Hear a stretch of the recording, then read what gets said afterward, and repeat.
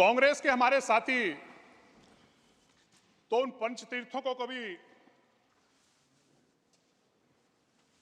जाके उनके दर्शन भी नहीं करे होंगे, क्योंकि केवल आप दिखावा करते हैं।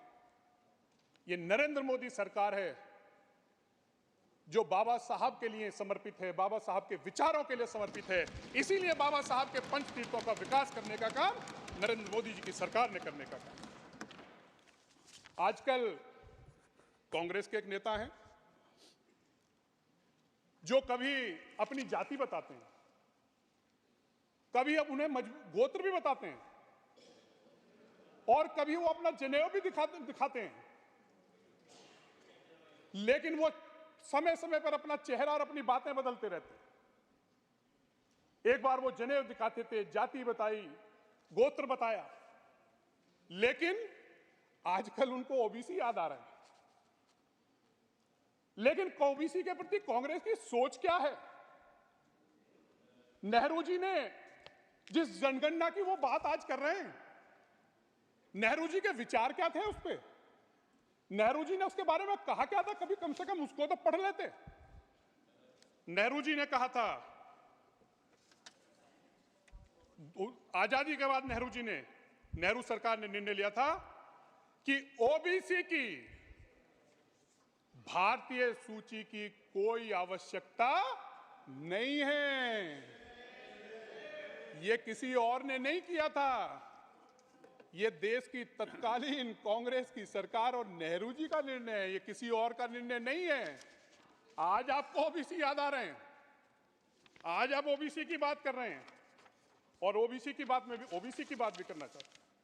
3 आयोग बने आजादी के बाद। 3 आयोग किसने बनाए? आपको किसने रोका था उन तीनों आयोगों की रिपोर्ट लागू करने से? क्या विचार थे आपके? पहले आयोग की रिपोर्ट क्यों नहीं लागू की आपने? कालेकर कमेटी की रिपोर्ट आपने क्यों लागू नहीं की? और जब मंडल आयोग की रिपोर्ट लागू होनी हुई तो राजीव गांधी जी ने उसका विरोध किया था। यह किसी और ने विरोध नहीं किया था, राजीव गांधी ने इसका विरोध किया था। आज आप ओबीसी की बात करते हैं, जिस ओबीसी के आरक्षण लागू करने की बात, और तीनों रिपोर्टों को जो आपके शासन में आई थी, जो आपके समय की थी, आपको लागू करने से किसने रोका था? हां, आपको एक परेशानी है कि इस देश के बैकवर्ड समाज का सौभाग्य है कि देश की आजादी के बाद नरेंद्र मोदी जी के रूप में इस देश को प्रथम बैकवर्ड प्रधानमंत्री मिला। यह आपको बर्दाश्त नहीं, इसे आप डाइजेस्ट नहीं कर पा रहे हैं। यह आपकी परेशानी है, इस परेशानी को हम समझ सकते हैं, लेकिन इस देश का पिछड़ा, इस देश का अनुसूचित जाति का लोग, इस देश का अगड़े समाज का जो सबसे नीचे पायदान पर रहने वाला व्यक्ति है, वो समझ चुका है कि उनके लिए अगर किसी ने काम किया है तो इस देश के प्रधानमंत्री नरेंद्र मोदी जी और नरेंद्र मोदी जी की सरकार ने करने का काम किया। माननीय सभापति जी, अगर मैं ओबीसी की बात करूं, राजनीतिक नेतृत्व की बात करूं, प्रधानमंत्री जी के रूप में नरेंद्र मोदी जी हमें मिले, और अगर राजनीतिक भागीदारी की मैं बात करूं, राजनीतिक भागीदारी में अगर आप उठा लीजिए, आज सबसे ज्यादा ओबीसी के लोकसभा के सदस्य किस पार्टी के हैं? बीजेपी के। अगर आज देश में सबसे ज्यादा ओबीसी समुदाय के विधायक हैं तो बीजेपी के हैं। अगर विधान परिषद के सबसे ज्यादा ओबीसी के सदस्य हैं तो बीजेपी के हैं। आज सबसे ज्यादा इस देश की आजादी के बाद मंत्री अगर बने ओबीसी के तो वो नरेंद्र मोदी जी की सरकार में बने। सबसे ज्यादा राजनीतिक हिस्सेदारी, जिसकी लड़ाई, जो बाबा साहब ने जिसके लिए संघर्ष किया, जो बाबा साहब को आपने हरवाने का काम किया, राजनीतिक हिस्सेदारी, राजनीतिक नेतृत्व तो आपने नहीं उभरने दिया, वो राजनीतिक हिस्सेदारी देने का काम ओबीसी के लोगों को नरेंद्र मोदी जी की सरकार ने, नरेंद्र मोदी जी की सरकार ने काम करने का। आपने क्या किया? नौकरी की तरफ ओबीसी एससी को नौकरी मिल जाए, आरक्षण की आप बात करते थे, जिसमें आपकी नीयत नहीं थी, नेहरू जी की भी नीयत नहीं थी। लेकिन नरेंद्र मोदी जी को बधाई देना चाहूंगा, इस देश के प्रधानमंत्री जी को। उन्होंने समाज के उस वर्ग को जो ओबीसी का सबसे पिछड़ा वर्ग है, जिसे हम विश्वकर्मा समाज कहते हैं, जो नाई, जो हमारा धोबी है, जो लोहार बढ़ई है, उस समाज, कुम्हार जो अपने हाथ से काम करता था, जिनके पास स्किल होता था, वो धीरे धीरे इस नौकरी के चक्कर में वो स्किल उनका खत्म हो गया। इस देश के प्रधानमंत्री ने समाज के उस वर्ग की चिंता करने का काम किया और विश्वकर्मा जैसी महत्वपूर्ण योजना उनके लिए लेकर आए, जिसमें उनको स्किल तो किया ही जाएगा, उनको साथ साथ उनको अपना व्यापार करने के लिए भी उनको संसाधन उपलब्ध कराए जाएंगे, उनको धनराशि उपलब्ध कराई जाएगी। ये इस देश के प्रधानमंत्री नरेंद्र मोदी जी की सोच। माननीय सभापति जी, किसानों को लेके एक बड़ी योजना, पहले किसानों से पहले मैं आयुष्मान के अपने अनुभव जरूर शेयर करना चाहूंगा। सभापति जी, आप भी किसान पुत्र हैं, आपने भी गांवों में देखा होगा अपने समय। गांव में अगर अक्सर हमारे बहुत से लोगों का अनुभव होगा जो रूरल बैकग्राउंड से आते हैं,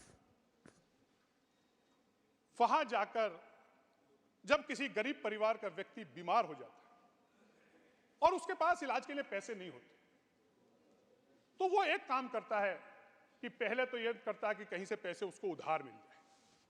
अगर उसको गांव में कोई उधार भी नहीं देता था तो फिर उसके बाद वो कर्ज लेता था, और जब गंभीर बीमारी हो जाती थी, लाइलाज हो जाता था, वो संभव नहीं हो पाता था, तो वो अपने मरीज को अपने घर लेकर जाता था धन के अभाव, और उसको समय का उसका इंतजार करता था। ये स्थिति हमारे गांवों में आम आदमी, गरीब आदमी की थी। ये पीड़ा थी इस देश की इस गरीब की इस पीड़ा को समझने का काम आयुष्मान योजना के माध्यम से देश के प्रधानमंत्री नरेंद्र मोदी जी ने किया, और आयुष्मान योजना लाकर इस देश में किसी भी गरीब परिवार के व्यक्ति को अब इलाज के लिए पैसे की जरूरत नहीं पड़ेगी। 5 लाख तक का इलाज फ्री देने का काम आयुष्मान योजना के माध्यम से देश के प्रधानमंत्री जी ने किया है। और सभापति जी, मुझे अभी ये विकसित भारत जो हमारी यात्रा थी उसमें जाने का मौका मिला, कुछ लाभार्थियों से मिलने का भी मुझे मौका मिला। मैं एक दो अनुभव बताकर अपनी बात समाप्त करना चाहूंगा। मैं एक महिला लाभार्थी से मिला। मैं महिला लाभार्थी से पूछा कि क्या तुम्हें लाभ मिला, क्या हुआ? उसने बताया कि मेरे घर में सांसद जी 5 लोगों को डेंगू हुआ था। मैंने कहा हुआ क्या फिर उसके बाद? बोले हम तो इलाज कराने गए और हमें 1 पैसा भी नहीं देना पड़ा, 5 का इलाज फ्री हुआ। तो मैंने कहा इससे पहले क्या होता? बोले सांसद जी हम नहीं इतना अच्छा इलाज करा पाते अगर आयुष्मान कार्ड हमारे पास नहीं होता। और उन्होंने मंच से खड़े होकर इस देश के प्रधानमंत्री नरेंद्र मोदी जी का आभार व्यक्त करने का काम किया। मैं बहुत ज्यादा समय ले लेते हुए अंत में एक बात कहकर, दूर लोगों को पास करते हैं, काम हर एक खास करते हैं, मोदी नाम है उस इंसान का, साथ सबका विकास करते हैं। धन्यवाद।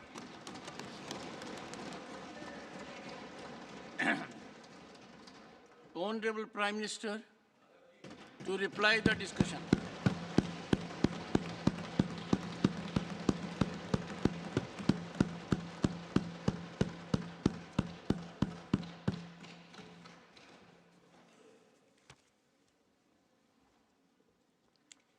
आदरणीय सभापति जी,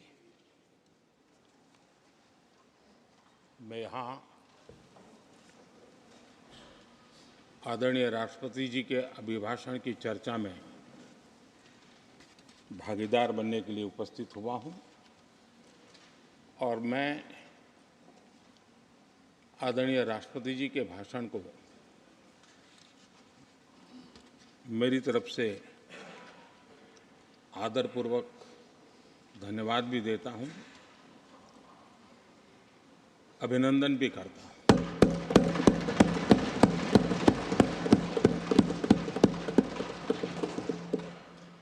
आदरणीय सभापति जी,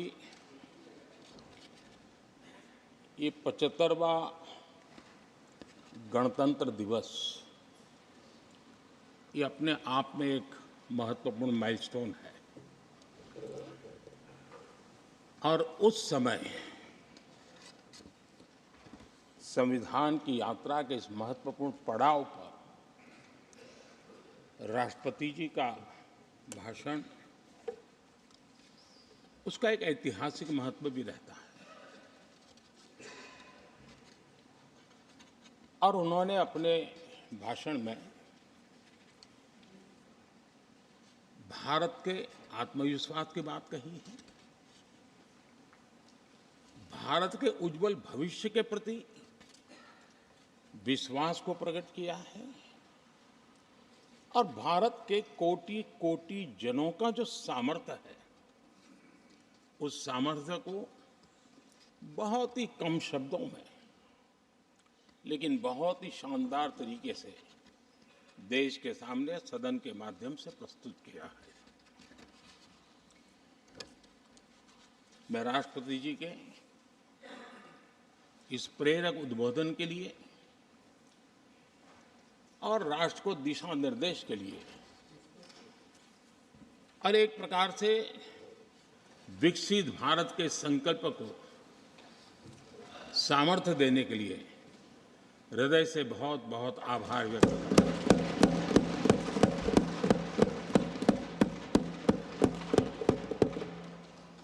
चर्चा के दरमियान अनेक मान्य सदस्यों ने अपने विचार रखे और चर्चा को समृद्ध करने का अपने अपने तरीके से प्रयास भी किया। इस चर्चा को समृद्ध करने के प्रयास करने वाले सभी आदरणीय साथियों का भी मैं हृदय से आभार व्यक्त करता हूं, अभिनंदन करता हूं।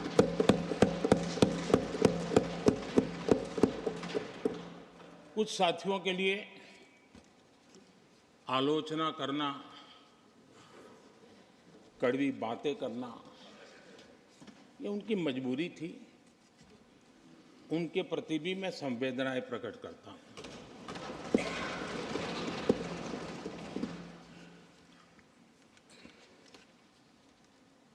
मैं उस दिन तो कह नहीं पाया, लेकिन मैं खड़गे जी का विशेष आभार प्रकट करता हूं।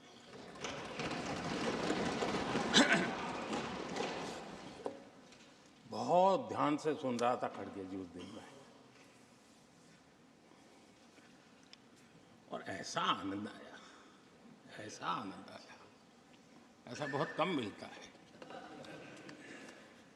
लोकसभा में तो कभी कभी मिल जाता है, लेकिन आजकल वो दूसरी ड्यूटी पर है तो मनोरंजन कम मिलता है। लेकिन लोकसभा में मनोरंजन की जो कमी हमें खल रही है, उस दिन आपने पूरी कर दी।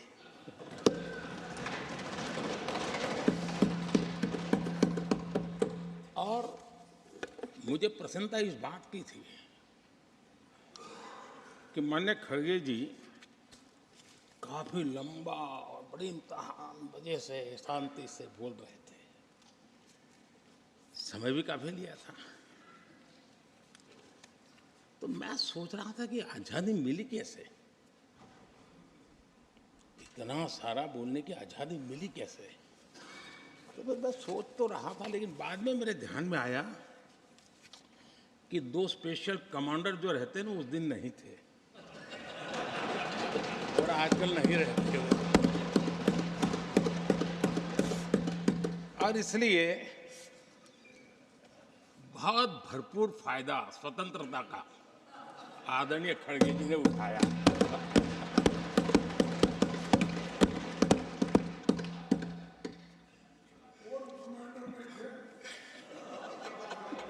और मुझे लगता है कि उस दिन खड़गे जी ने सिनेमा का एक गाना सुना होगा, ऐसा मौका फिर कहाँ मिलेगा।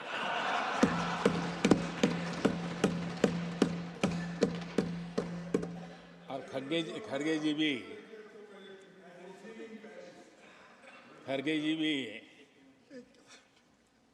एम्पायर नहीं है, कमांडोज नहीं है, तो चौके छक्के मारने में मजा आ रहा था उनको। लेकिन एक बात खुशी की रही, उन्होंने जो 400 सीट एनडीए के लिए आशीर्वाद दिया था,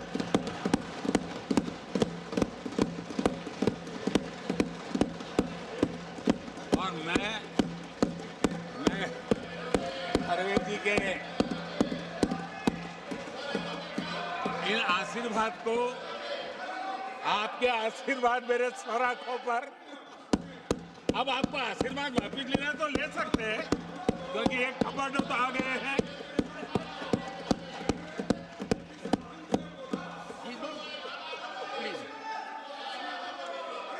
आदरणीय सभापति जी, मैंने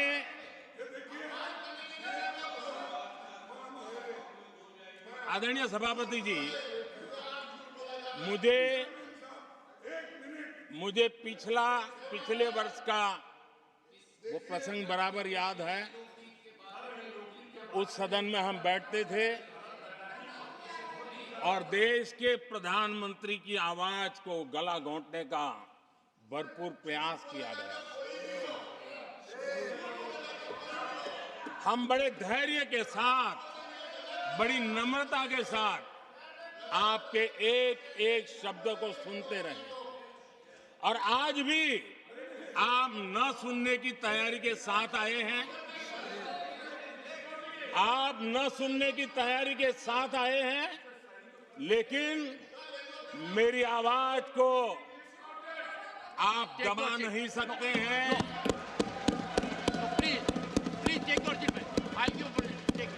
देश की जनता ने इस आवाज को ताकत दी हुई है। देश की जनता के आशीर्वाद से आवाज निकल रही है, और इसलिए आपने पिछली बार, मैं भी इस बार पूरी तैयारी के साथ आया हूं। मैंने सोचा था कि उस वक्त कि शायद आप जैसे व्यक्ति सदन में आए हैं तो मर्यादाओं का पालन करेंगे, लेकिन पौने 2 घंटे तक क्या जुल्म किया था आप लोगों ने मुझ पर, और उसके बाद भी मैंने एक भी शब्दों की मर्यादाएं तोड़ी नहीं थी। आदरणीय सभापति जी, मैंने भी एक प्रार्थना की है, और प्रार्थना तो कर सकते हैं, और मैं तो करता रहता हूं। पश्चिम बंगाल से आपको जो चैलेंज आई है,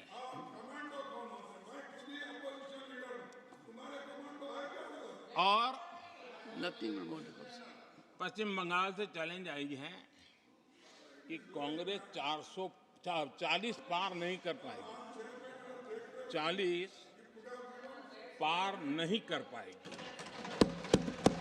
मैं प्रार्थना करता हूं कि आप 40 बचा पाए।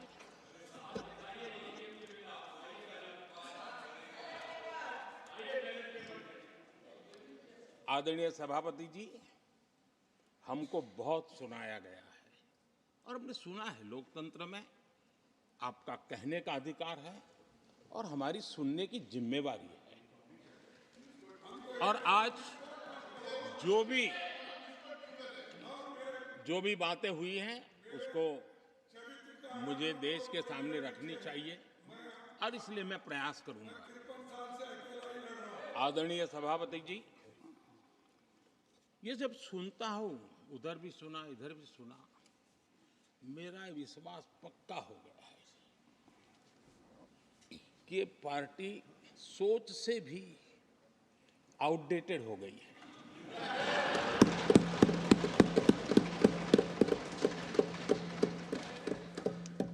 और जब सोच आउटडेटेड हो गई है, तो उन्होंने अपना कामकाज भी आउटसोर्स कर दिया है।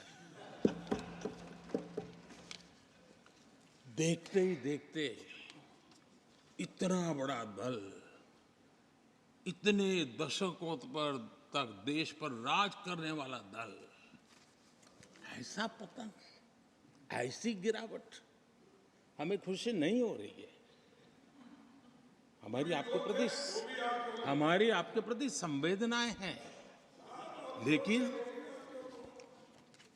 डॉक्टर क्या करेगा जी, पेशेंट खुद। आगे क्या बोलूं?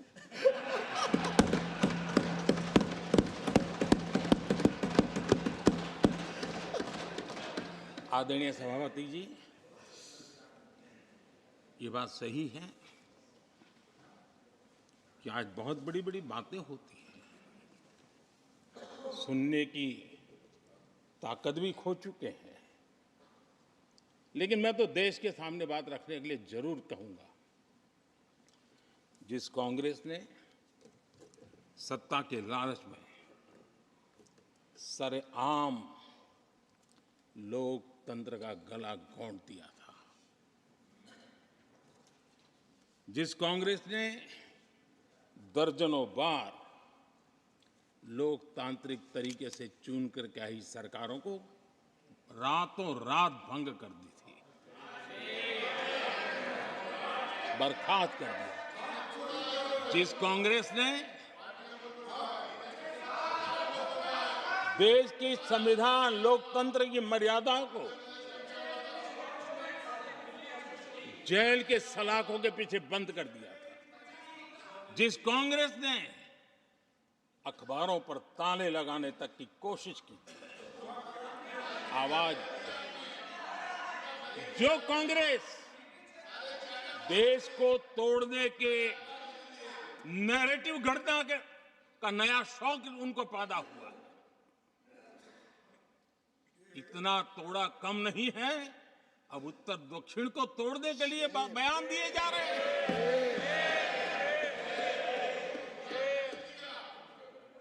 और ये कांग्रेस हमें लोकतंत्र और फेडरलिज्म उस पर प्रवचन दे रही है।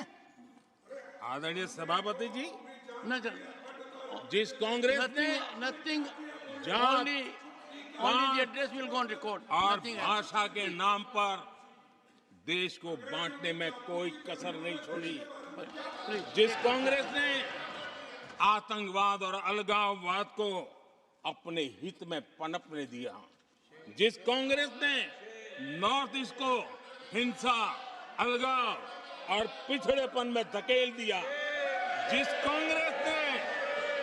कांग्रेस के राज में नक्सलवाद के लिए देश के लिए एक बहुत बड़ी चुनौती बनाकर के छोड़ दिया, जिस कांग्रेस ने देश की बहुत बड़ी जमीन दुश्मनों के हवाले कर दी, जिस कांग्रेस ने देश की सेनाओं का आधुनिकीकरण होने से रोक दिया, वो आज हमें राष्ट्रीय सुरक्षा और आंतरिक सुरक्षा के लिए भाषण दे रहे हैं।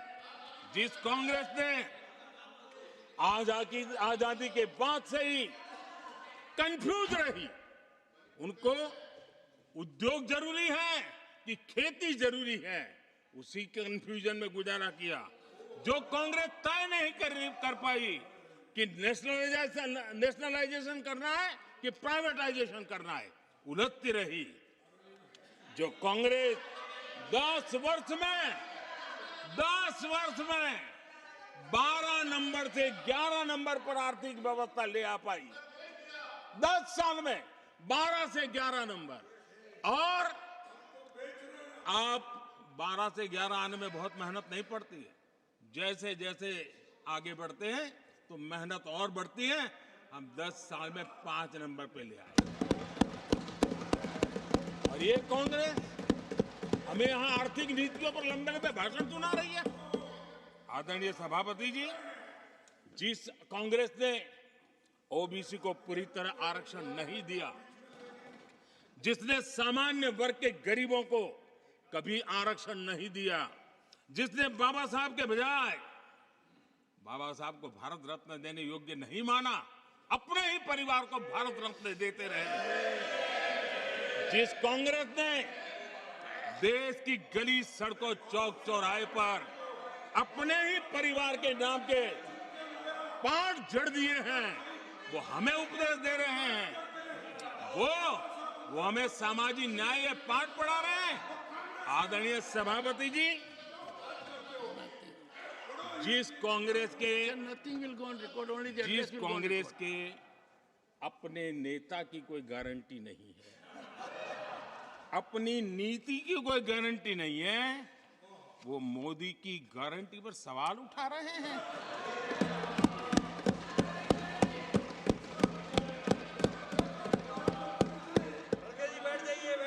आदरणीय सभापति जी, आदरणीय सभापति जी, यहाँ एक शिकायत थी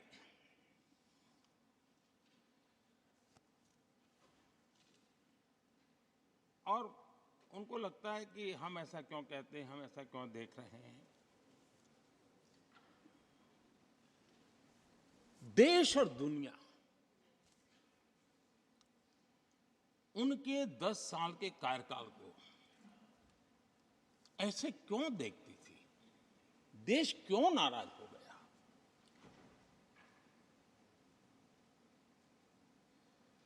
इतना गुस्सा देश को क्यों आया। आदरणीय सभापति जी, हमारे कहने से सब नहीं हुआ है। खुद के कर्मों के फल और अब तो सामने रहते हैं, वो कोई दूसरे जन्म में नहीं होते हैं, इसी जन्म में है। आदरणीय सभापति जी, कुछ हम किसी को बुरा नहीं कहते, हमें क्यों बुरा कहना चाहिए। जब उन्हीं को लोगों ने बहुत कुछ कहा हो तो मुझे क्या कहने की जरूरत है। मैं एक वक्तव्य सदन के सामने रखना चाहता हूं। मैं पहला कोट पढ़ रहा हूं। सदस्यगण जानते हैं, ये कोटेशन है। सदस्यगण जानते हैं कि हमारी ग्रोथ धीमी हो गई है और फिस्कल डेफिसिट बढ़ गया है। महंगाई दर बीते 2 वर्षों से लगातार बढ़ रही है। करंट अकाउंट डेफिसिट हमारी उम्मीदों से कहीं अधिक हो चुका है। ये कोट मैंने पढ़ा। ये किसी भाजपा के नेता का कोट नहीं है, नहीं ये कोट मेरा है। आदरणीय सभापति जी, यूपीए सरकार के 10 साल पर तत्कालीन प्रधानमंत्री आदरणीय पीएम के रूप में रहे श्रीमान मनमोहन सिंह जी ने कहा था और खुद के कार्यकाल में कहा था। ये हालत थी, उन्होंने वर्णन किया था। आदरणीय सभापति जी, अब मैं दूसरा कोट पढ़ता हूं। देश में व्यापक गुस्सा है।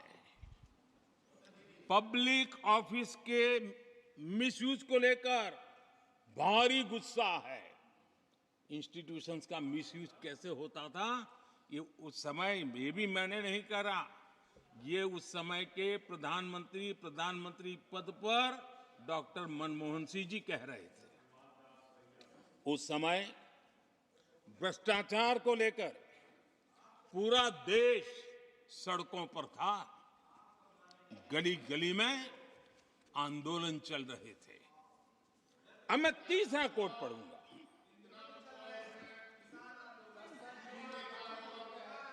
एक संशोधन की कुछ पंक्तियां हैं, इसको भी आप सुनिए। टैक्स कलेक्शन में भ्रष्टाचार होता है, इसके लिए जीएसटी लाना चाहिए। राशन की योजना में लीकेज होती है, जिससे देश का गरीब सबसे अधिक पीड़ित है। इसको रोकने के लिए उपाय खोजने होंगे। सरकारी ठेके जैसे दिए जा रहे हैं, उस पर शक होता है। ये भी तत्कालीन प्रधानमंत्री आदरणीय मनमोहन सिंह जी ने कहा था।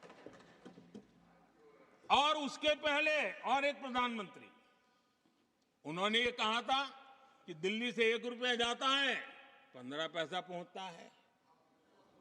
सुधार, बीमारी का पता था, सुधार करने की तैयारी नहीं थी। और आज बातें तो बड़ी बड़ी की जा रही है। कांग्रेस के 10 साल का इतिहास देखिए। फ्रेजाइल 5 इकोनॉमी में दुनिया में कहा जाता था, मैं नहीं, दुनिया कहती फ्रेजाइल 5, पॉलिसी पैरालिसिस, ये तो उनकी पहचान बन गई थी। और हमारे 10 वर्ष टॉप 5 इकोनॉमी वाले।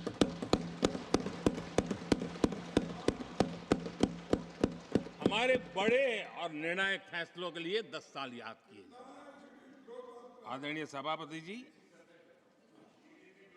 हम उस कठिन दौर से बहुत मेहनत करके, सोच समझ करके देश को संकटों से बाहर लाए हैं। ये देश ऐसे ही आशीर्वाद नहीं दे रहा है। आदरणीय सभापति जी, यहां सदन में अंग्रेजों को याद किया गया। Unbecoming conduct. Please continue. No please please. आदरणीय सभापति जी, इस सदन में अंग्रेजों को याद किया गया। अब राजा महाराजाओं का तो अंग्रेजों के साथ गहरा नाता रहा था उस समय, तो अब मैं जरा पूछना चाहता हूं कि अंग्रेजों से कौन इंस्पायर्ड था। मैं तो ये तो नहीं पूछूंगा कि कांग्रेस पार्टी को जन्म किसने दिया था, ये तो मैं नहीं पूछूंगा। आजादी के बाद भी देश में गुलामी की मानसिकता को किसने बढ़ावा दिया? अगर आप अंग्रेजों से प्रभावित नहीं थे तो अंग्रेजों की बनाई दंड संहिता, पिनल कोड, आपने क्यों नहीं बदली? आदरणीय सभापति जी, अगर आप अंग्रेजों से प्रभावित नहीं थे तो अंग्रेजों के जमाने के सैकड़ों कानून क्यों चलते रहे? आप अगर अंग्रेजों से प्रभावित नहीं थे तो लाल बत्ती कल्चर, ये लाल बत्ती कल्चर इतने दशकों बाद भी क्यों चलता? अगर आप अंग्रेजों से प्रभावित नहीं थे तो भारत का बजट शाम को 5 बजे इसलिए आता था क्योंकि ब्रिटिश पार्लियामेंट का सुबह शुरू होने का समय होता था। ये ब्रिटेन की पार्लियामेंट के समय के अनुकूल शाम 5 बजे बजट की परंपरा क्यों चलाए रखी थी आपने? कौन अंग्रेजों से इंस्पायर था? पर आप अंग्रेजों से प्रेरित नहीं थे तो हमारी सेनाओं के चिन्हों पर आज भी गुलामी के प्रतीक अब तक क्यों बने हुए थे? हम एक के बाद एक हटा रहे हैं। अगर आप अंग्रेजों से प्रेरित नहीं थे तो राजपथ को कर्तव्य पथ बनने के लिए मोदी का इंतजार क्यों करना पड़ा? आदरणीय सभापति जी, अगर आप अंग्रेजों से प्रभावित नहीं थे तो अंडमान और निकोबार, इन द्वीप समूहों पर आज भी अंग्रेजी सत्ता के निशान क्यों लटके पड़े थे? आदरणीय सभापति जी, अगर आप अंग्रेजों से प्रभावित नहीं थे तो इस देश के सेना के जवान देश के लिए मन मिटते रहे, लेकिन देश के जवानों के सम्मान में एक वॉर मेमोरियल तक आप बना नहीं पाए थे। क्यों नहीं बनाया? अगर आप अंग्रेजों से इंस्पायर्ड नहीं थे, प्रभावित नहीं थे, तो भारतीय भाषाओं को हीन भावना से क्यों देखा? स्थानीय भाषा में पढ़ाई के प्रति आप लोगों की बेरुखी क्यों थी? आदरणीय सभापति जी, अगर आप अंग्रेजों से प्रेरित नहीं थे तो भारत को मदर ऑफ डेमोक्रेसी बताने में आपको कौन रोकता था? आपको क्यों महसूस नहीं हुआ कि दुनिया में? आदरणीय सभापति जी, मैं सैकड़ों उदाहरण दे सकता हूं कि आप किस प्रभाव में काम करते थे और देश को सुनते ये सारी बातें याद आने वाली है। आदरणीय सभापति जी, मैं एक और उदाहरण देना चाहता हूं। कांग्रेस ने नैरेटिव फैलाया और इस नैरेटिव का परिणाम क्या हुआ कि भारत की संस्कृति और संस्कारों मानने वाले लोगों को बड़े हीन भाव से देखा जाने लगा, ढकियानों से मानने लगा गया, और इस प्रकार से एक हमारे अतीत के प्रति अन्याय करने की नौबत आई है। अपनी मान्यता को अगर गाली देते हैं, अपनी अच्छी परंपराओं को गाली देते हैं तो आप प्रोग्रेसिव हैं। इस प्रकार के नैरेटिव गढ़े जाने लगे देश में, और उसका नेतृत्व कहां होता था ये दुनिया भली भांति जानती है। दूसरे देश से आयात करना उसको गर्व का, और भारत की कोई चीज है तो दूसरे दर्जे की है, ये स्टेटस बना दिया गया था। ये स्टेटस सिंबल बाहर से आया, मेड इन फॉरेन स्टेटस बना दिया था। ये लोग आज भी वोकल फॉर लोकल बोलने से बच रहे हैं। मेरे देश के गरीबों के कल्याण का काम हो रहा है। आज आत्मनिर्भर भारत की बात उनके मुंह से नहीं निकलती है। आज मेक इन इंडिया कोई बोलता है तो उनके पेट में चूहे दौड़ने लग जाते हैं। आदरणीय सभापति जी, देश ये सब देख चुका है और अब समझ भी चुका है, और उसी का परिणाम आप भुगत भी रहे हैं। आदरणीय सभापति जी, राष्ट्रपति जी ने अपने अभिभाषण में विस्तार से चार सबसे बड़ी जातियों के विषय में हम सबको संबोधित किया था। युवा, नारी, गरीब और हमारे अन्नदाता।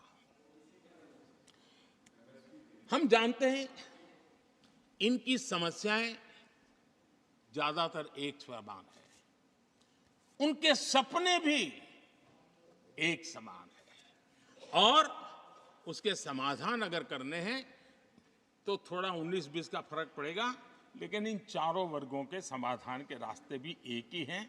और इसलिए उन्होंने बहुत ही उपयुक्त रूप से राष्ट्र का मार्गदर्शन किया है कि इन चार स्तंभों को मजबूत करिए, देश विकसित भारत की तरफ तेज गति से आगे बढ़ेगा।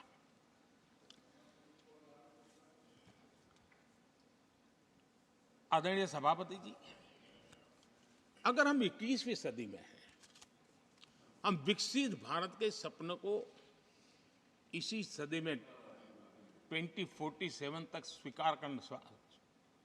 सिद्ध करना चाहते हैं, तो 20वीं सदी की सोच नहीं चल सकती। 20वीं सदी का स्वार्थी एजेंडा, मैं और मेरा वाला जो खेल है ना, वो 21वीं सदी में देश को समृद्ध नहीं, विकसित भारत नहीं बना सकता है। कांग्रेस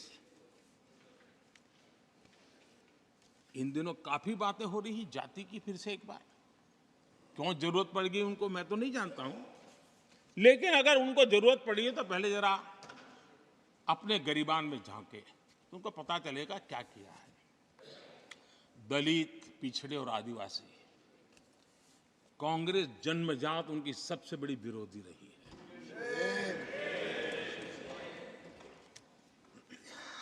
और मैं तो कभी कभी सोचता हूं, अगर बाबा साहब न होते ना तो शायद कि एससी एसटी को आरक्षण मिलता कि नहीं मिलता, ये भी मेरे मन में सवाल उठता है। आदरणीय सभापति जी, और मैं ये कह रहा हूं, इसके पीछे मेरे पास प्रमाण है। इनकी सोच आज से नहीं, उस समय से ऐसी है, मेरे पास प्रमाण। और मैं प्रमाण के सिवाय मैं यहां कहने के लिए नहीं आया। और जब बातें वहां से उठी हैं तो फिर तैयारी रखनी चाहिए उनको। मेरा परिचय तो हो चुका है, 10 साल हो गए।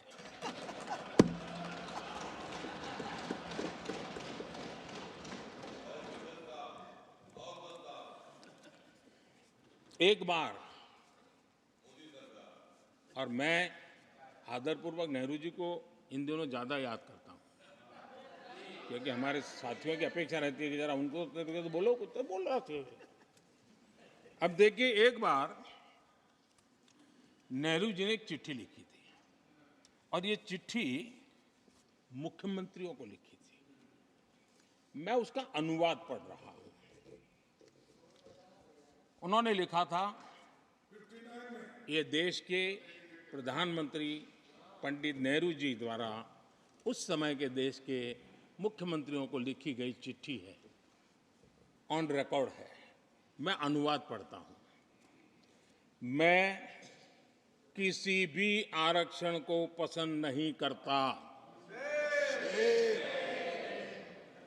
और खासकर नौकरी में आरक्षण तो कतई नहीं।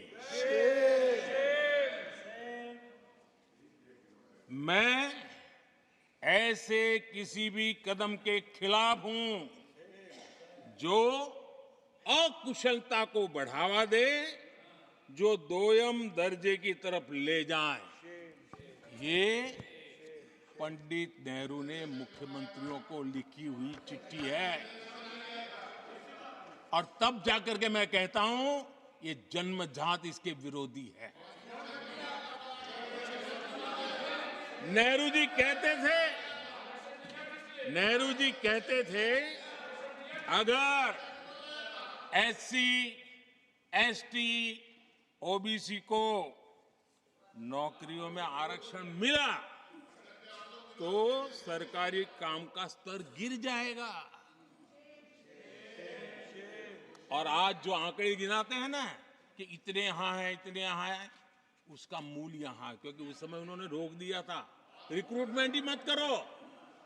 अगर उस समय सरकार में भर्ती हुई होती और वो प्रमोशन करते करते आगे बढ़ते तो आज यहां पर पहुंचते। सभापति जी, ये कोर्ट में पढ़ रहा हूं, आप वेरीफाई कर सकते हैं। मैं पंडित नेहरू का कोर्ट पढ़ रहा हूं।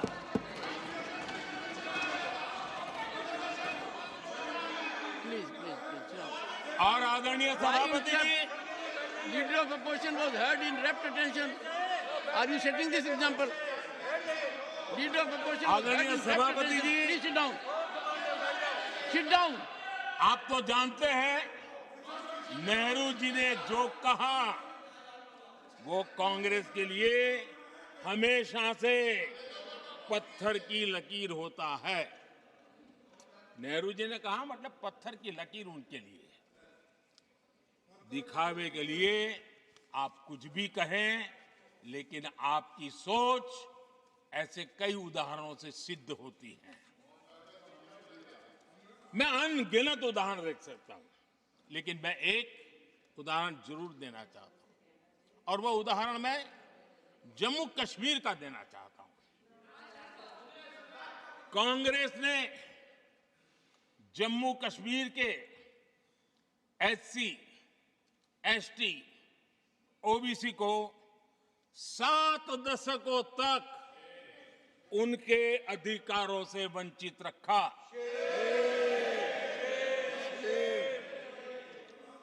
आर्टिकल 370 मैं हम कितनी जीतेंगे उसकी बात अभी नहीं कर रहा हूं। आर्टिकल 370 को निरस्त किया, तब जाकर के इतने दशकों के बाद एसटी, एसटी, ओबीसी को वो अधिकार मिले जो देश के लोगों को बरसों से मिले हुए थे, उसको रोक के रखा था। जम्मू कश्मीर में फॉरेस्ट राइट्स एक्ट उनको प्राप्त नहीं था। जम्मू कश्मीर में प्रिवेंशन ऑफ एट्रोसिटी एक्ट नहीं था। ये हमने 370 हटाकर ये अधिकार उनको दिए। हमारे एससी समुदाय में भी सबसे पीछे पीड़ित कोई रहा तो हमारा वाल्मीकि समाज रहा, लेकिन हमारे वाल्मीकि परिवारों को भी 7 दशक के बाद भी जम्मू कश्मीर में रहे लोगों की सेवा करते रहे, लेकिन डोमिसाइल का अधिकार नहीं दिया गया। ये है। और मैं आज देश को भी अवगत करना चाहता हूं कि स्थानीय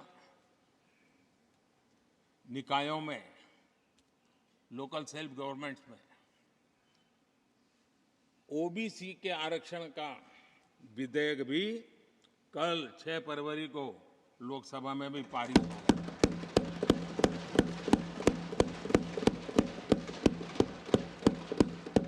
आदरणीय सभापति जी, SC, ST, OBC उनको बड़ी भागीदारी देने में कांग्रेस और साथियों को हमेशा परेशानी रही है।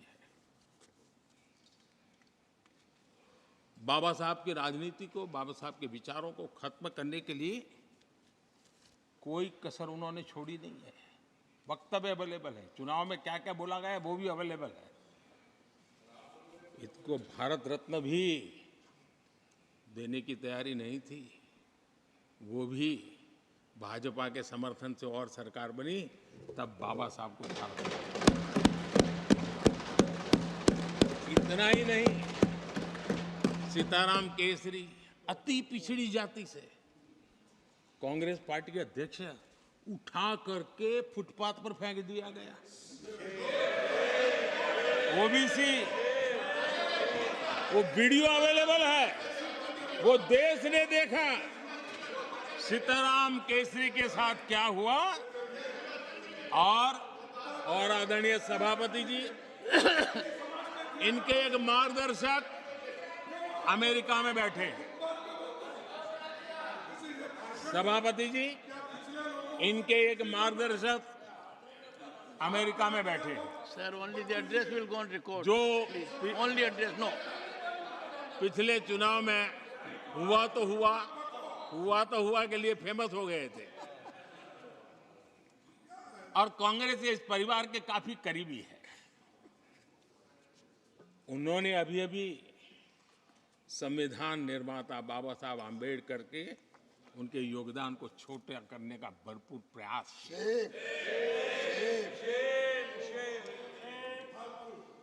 आदरणीय सभापति जी, देश में पहली बार एनडीए ने एक आदिवासी बेटी को राष्ट्रपति बनाने के लिए प्रस्ताव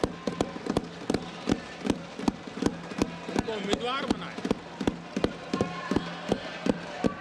आपका हमसे वैचारिक विरोध हो वो एक बात है, अगर हमसे वैचारिक विरोध होता, आपने सामने कैंडिडेट खड़ा किया होता, मैं समझ सकता था, लेकिन वैचारिक विरोध नहीं था। क्यों?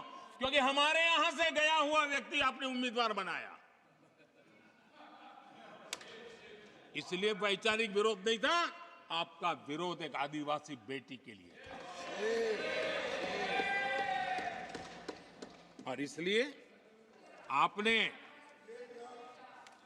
और ये जब सांगमा जी चुनाव लड़ रहे थे, वो भी एक आदिवासी थे, उनके साथ भी यही किया गया था।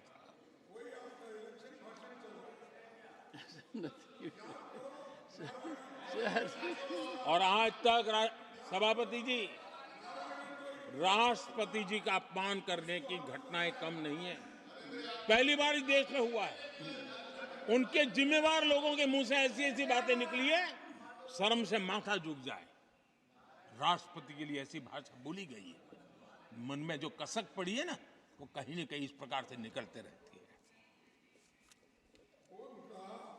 एनडीए के अंदर हमने 10 साल काम करने का मौका मिला। हमने पहले दलित को और अब आदिवासी को, हमने हमेशा हमारी प्राथमिकता क्या है इसका परिचय दिया।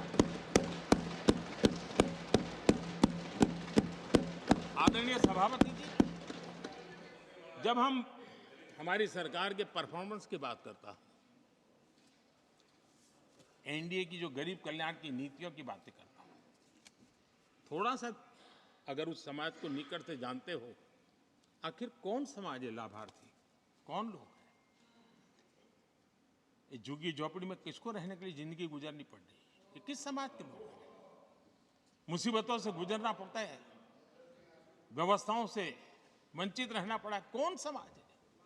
हमने जितना काम किया है ना, ये SC, ST, OBC, आदिवासी इसी समाज के लिए है।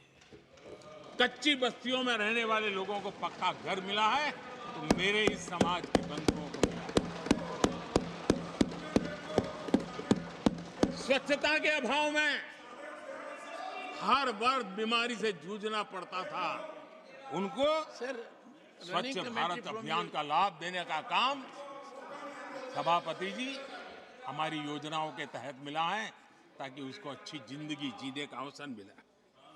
इसी परिवारों के हमारी माताएं बहनें धुएं से खाना पका पका करके अपनी स्वास्थ्य के संकट को झेल रही थी। हमने उनको उज्ज्वला गैस दिया, वो इन्हीं परिवारों को। मुफ्त राशन हो, मुफ्त इलाज हो, इसके लाभार्थी यही मेरे परिवार हैं, जो समाज के इस वर्ग के मेरे परिवारजन हैं, जिनके लिए हमारी सारी योजनाएं काम कर रही है। आदरणीय सभापति जी, यहां पर कुछ ऐसा नैरेटिव रखा गया, कम से कम तथ्यों को इस प्रकार से नकारना किसका भला होगा? आप ऐसा करके अपनी क्रेडिबिलिटी भी खो रहे हैं, अपनी प्रतिष्ठा भी खो रहे हैं। आदरणीय सभापति जी, यहां शिक्षा के भ्रामक आंकड़े रखे गए, गुमराह करने का कैसा प्रयास होता है। पिछले 10 वर्ष में SC ST स्टूडेंट्स के लिए जो स्कॉलरशिप दी जाती है, 10 साल में उसकी वृद्धि हुई है।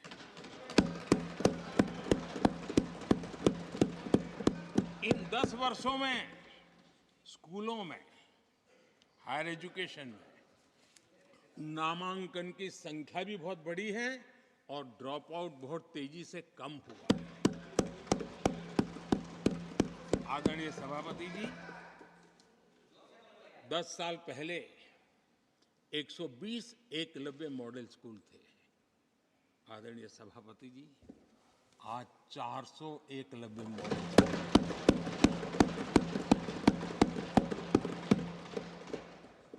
आप इन चीजों को क्यों नकारते हैं, क्यों ऐसा करते हैं, मुझे समझ नहीं आता।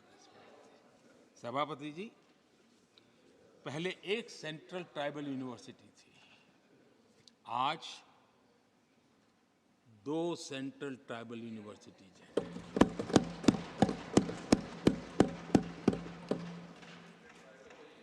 आदरणीय सभापति जी, ये भी सच्चाई है कि लंबे अरसे तक दलित, पिछड़े, आदिवासी बेटे बेटियां कॉलेजों का दरवाजा तक नहीं देख पाते थे।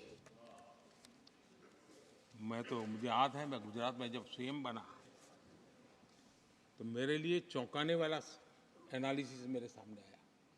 गुजरात में उमरगांव से अंबाजीपुरा बेल्ट आदिवासी बहुल क्षेत्र है। हमारे दिग्विजय जी के एक दामाद भी उसी इलाके में है। उस पूरे इलाके में साइंस स्ट्रीम की एक भी स्कूल नहीं थी। मैं जब वहां गया, अब उस इलाके में मेरे आदिवासी बच्चों के लिए साइंस स्ट्रीम की स्कूल नहीं होगी तो इंजीनियरिंग, डॉक्टरी का तो सवाल ही कहां उठता है। ऐसी मिनिमम चीजें और यहां पर क्या भाषण दे रहे हैं जी। आदरणीय सभापति जी, और मैं बताना चाहता हूं, सदन को गर्व होगा, संतोष, आप उस सदन में बैठे हैं, वहां एक ऐसी सरकार आपके साथ बात कर रही है, कि ऐसी सरकार नेतृत्व कर रही है जहां कितना बड़ा परिवर्तन आया। आप उस समाज का विश्वास बढ़ाइए, उनका हौसला बुलंद कीजिए, वो देश की मुख्य धारा में तेजी से आगे बढ़े, उसके लिए हम प्रयास करें, सामूहिक प्रयास करें। आप देखिए, आदिवासी और हमारे SC SC समाज के विद्यार्थियों का नामांकन, मैं कुछ आंकड़े रखना चाहता हूं। उच्च शिक्षा में SC विद्यार्थियों का नामांकन 44% बढ़ा है।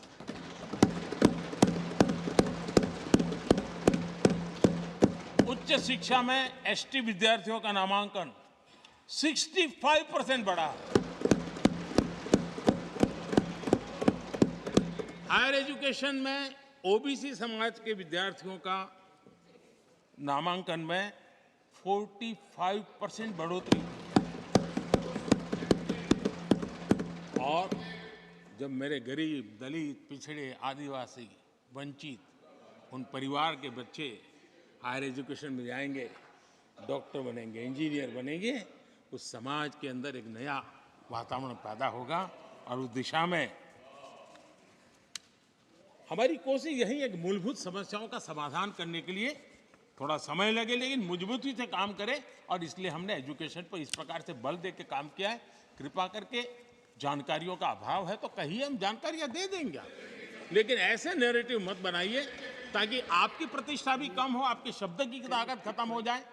आप पर दया आ जाती है कभी कभी।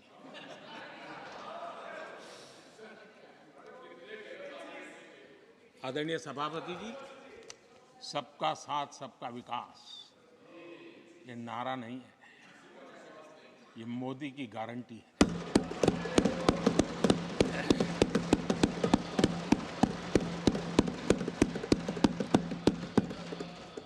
और जब इतने सारे काम करते हैं, मुझे किसी ने कविता लिख करके भेजी थी, कविता तो बड़ी लंबी है, तो उसमें एक वाक्य है, मोदी की गारंटी का दौर है, मोदी की गारंटी का दौर है, नए भारत की भोर, नए भारत की भोर,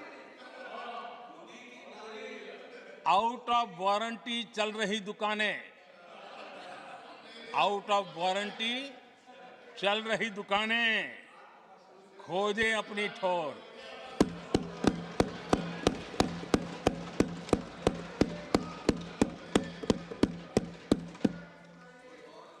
आदरणीय सभापति जी, किस प्रकार से देश में निराशा फैलाने का प्रयास, मैं ये तो समझता हूं, जो लोग इतनी निराशा की गर्त में डूब चुके हैं, वैसे निराशा फैलाने का उनका सामर्थ्य भी बचा नहीं है, वो भी सामर्थ्य नहीं बचा। आशा का तो संचार कर ही नहीं सकते, जो खुद निराशा में डूबे उनसे आशा है। लेकिन देश में हर जगह जहां बैठो वहां निराशा निराशा निराशा फैलाने का जो खेल चल रहा है और सच्चाई को नकार करके हो रहा है, वो न खुद का भला कर पाएंगे न देश का भला कर पाएंगे।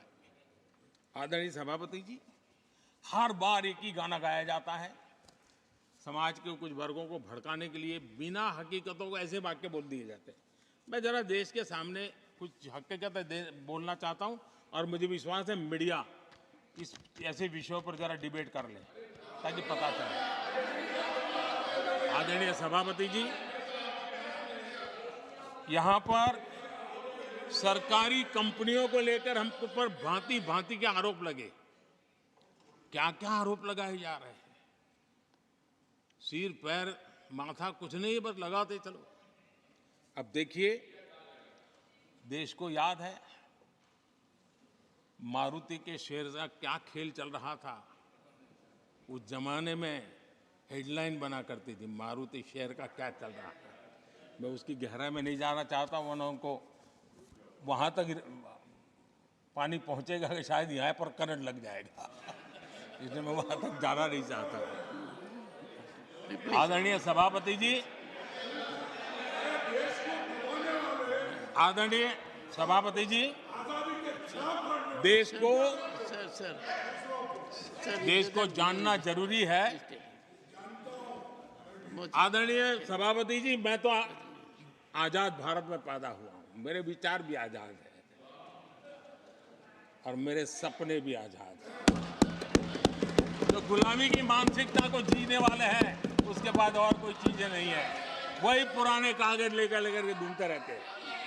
आदरणीय सभापति जी, कांग्रेस ने कहा कि हमने पीएसयू बेच दिए, पीएसयू डुबो दिए, बाती बाती की बातें यहां सुन और वरिष्ठ लोगों के मुंह से सुन रहा था।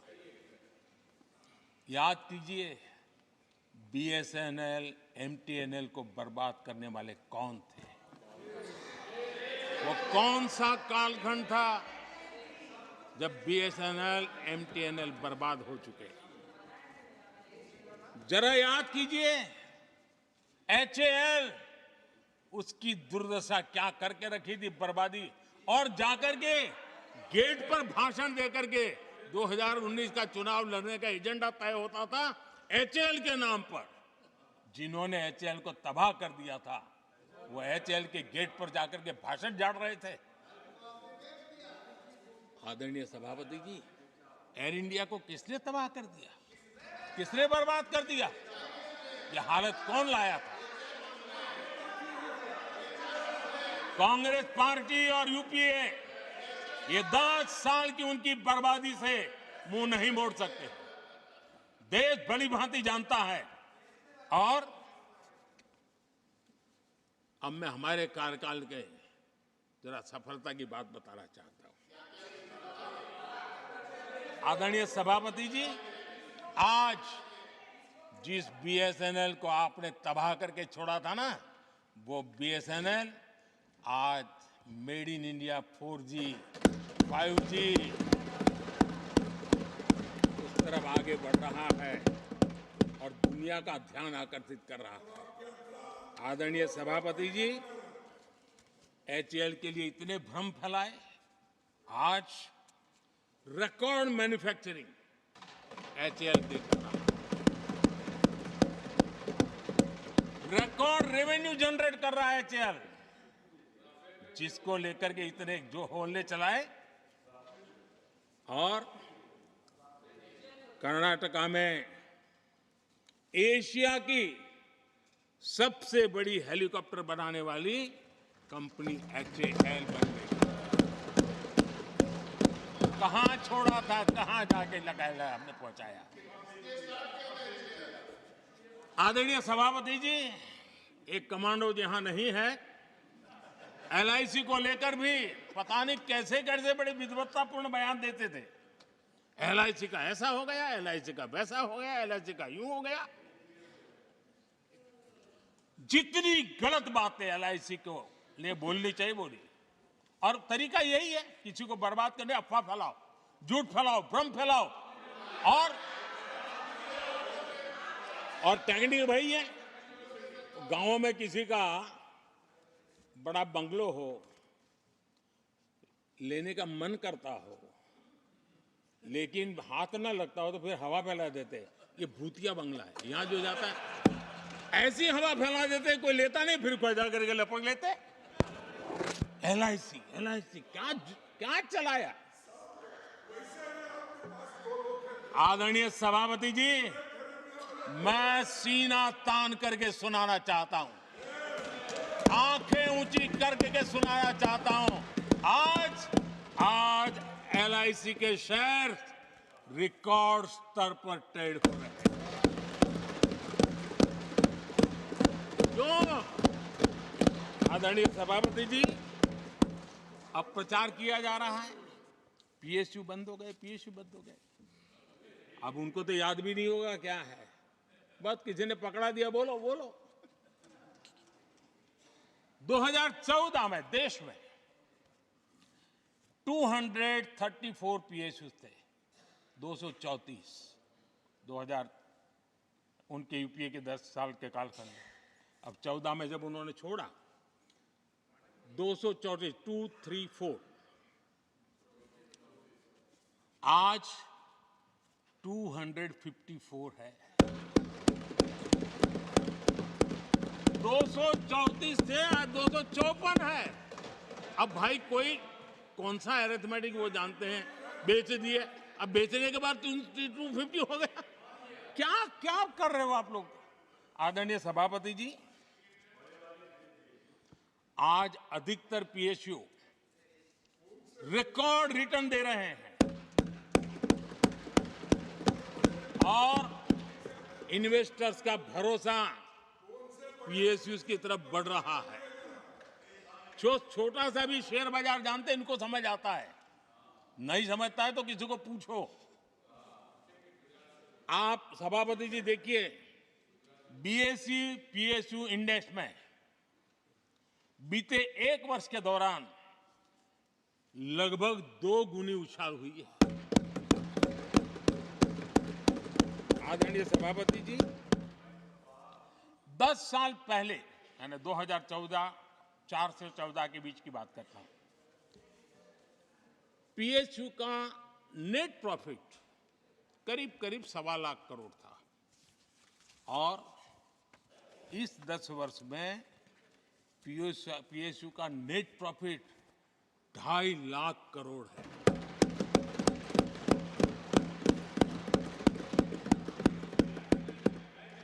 दस वर्ष में, हमारे 10 वर्ष में पीएसयू की नेट वर्थ 9.5 लाख करोड़ से बढ़कर के 17 लाख करोड़ हो गई है।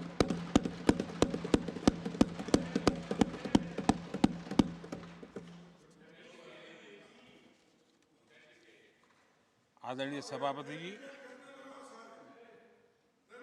इनका हाथ जहां भी लगता है ना, उसका डूबना तय हो जाता है, और उससे यही दशा करके उन्होंने छोड़ी थी। हम मेहनत करके इतनी बाहर लाए, इतनी प्रतिष्ठा बढ़ी है। आपको खुशी होनी चाहिए, भ्रम मत फैलाइए, बाजार में हवा ऐसी न फैलाइए कि देश के सामान्य निवेशक के मन को उलझन में आ जाए। ऐसा काम आप नहीं कर सकते। आदरणीय सभापति जी,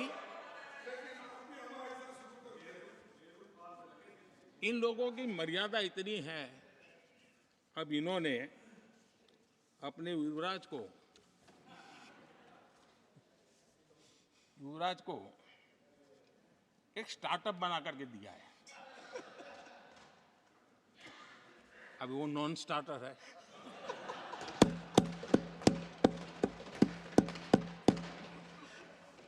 न तो वो लिफ्ट हो रहा है, न वो लॉन्च हो रहा है।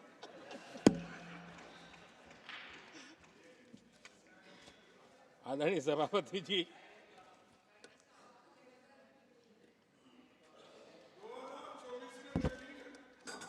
आप पिछली बार भी इतनी शांति से रहे हो तो कितना मजा आता।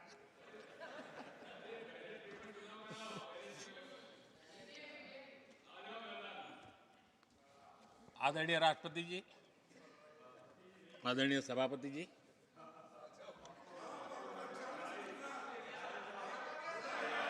बधाई हो, बधाई हो, बधाई हो, सबको बधाई हो।